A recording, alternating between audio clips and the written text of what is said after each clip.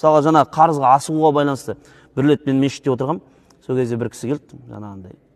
Ал мінекей Елдос ұстаз бүгін біздің жаңа досымыз қайтыс болып кетті дейді.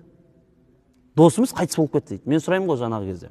Не болып қалды десем, енді жаңа міне Павлодар жаққа қарай жолға шыққан едік. Сол кезде жол апатына ұшыраған екен да. Жаңа досы машинамен жол апатына ұшырап қайтыс болып кеткен. Енді Алла рахмын алсын деп жаңағы сөздер айтып жатыр, айтады да. Енді манағы жігіт намаз оқитын болса керек, кішкене дінін уайым қылған азамат екен.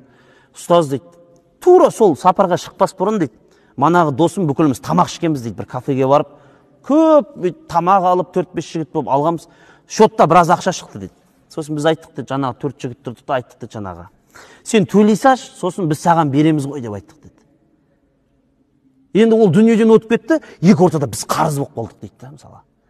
Мысалы, не істейміз, көрдіңіз бе, мен айтқым келіп отырғаны, кенеттен адам қайтыс болып кетеді, сіз қарызыңызды қайтара алмай қаласыз. 100 жерден ниетіңіз болса да қайтара алмай қалуы мүмкінсіз да. Мұқтаж сіз алдыңыз мысалға да қайтара. Ол қияметке қалып қойды енді.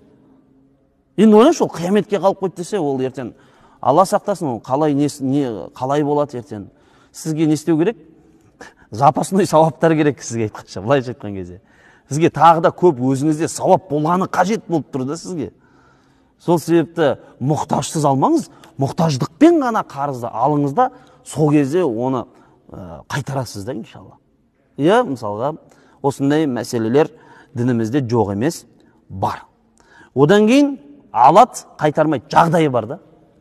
Пайғамбар саллаллаху алейхи уассалам айтады, қарызды алып, кейін қайтармай жүрсе адам, оған күнде залым деп жазылып, яғни күнде күнә жазылып тұрады оған.